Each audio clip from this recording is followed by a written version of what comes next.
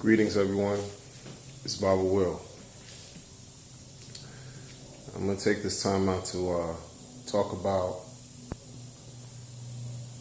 relationships, but particularly how people are affected by those who date individuals who who primarily deal with different types of, I would say, personality disorders or mental illnesses or what have you. This is not a blog to disrespect, to offend, or to insult, those who have those types of challenges. It's just an observation, once again, that I'm making. I don't profess to be a relationship expert, not in the least bit. But I will share or shed some light on a few points that I find that's somewhat lacking out in the world of social media and in the internet. Where we talk about, for example, dating people who are narcissistic or who have some type of personality disorder, avoidant personality disorder, who are borderline. There's a great deal of information and resources that's available online that can shed light and even suggest different types of treatment that people can receive to deal or manage with their quote-unquote personality disorders.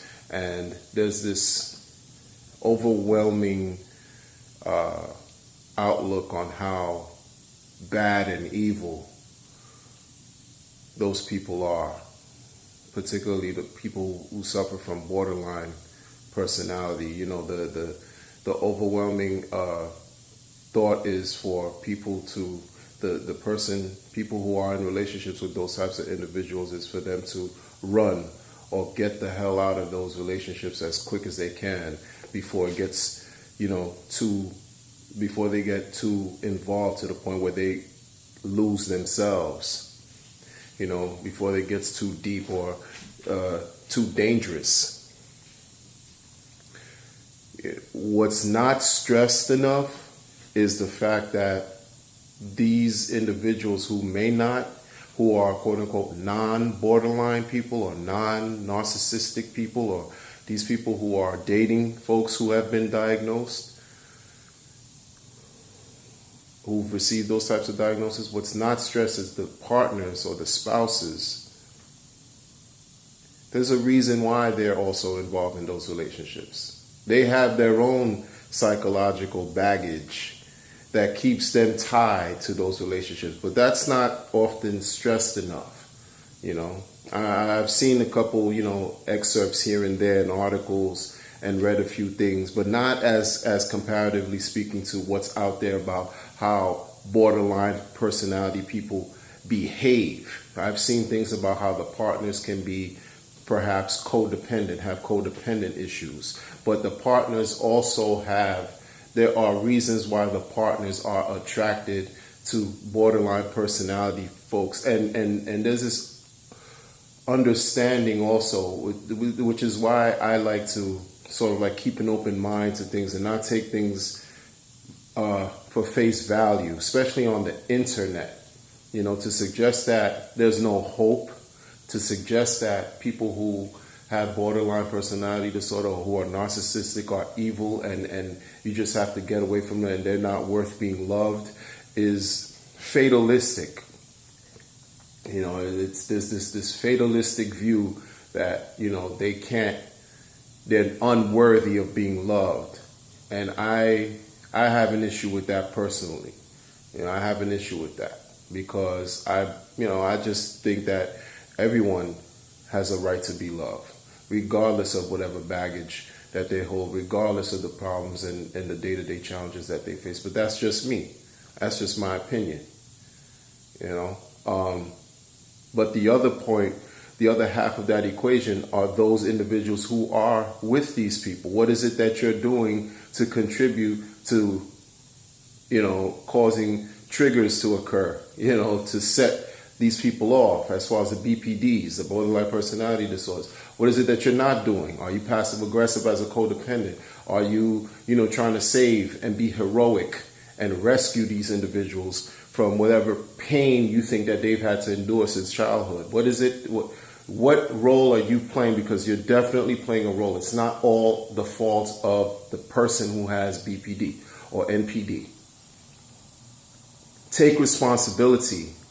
Take responsibility and look into it. Try to, it's you have to really dig deep. Sometimes people can't do it on their own. That's why you seek professional help. You seek professional help so that you can identify the root cause of these problems and address them so that you can be able to overcome them and live healthier or better lives. Take responsibility. And this is a message for those, not the BPDs or the NPDs per se, but the people who are in these relationships with those who are bipolar, or borderline, who suffer from these quote-unquote personality disorders. The partners also play a role.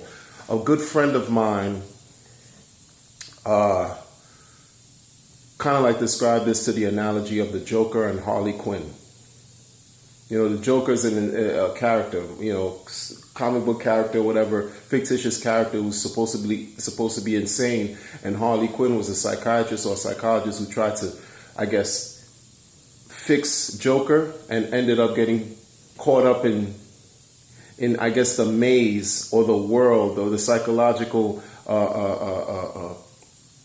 tornado of who Joker is, because you can't fix Joker. Instead of fixing Joker, she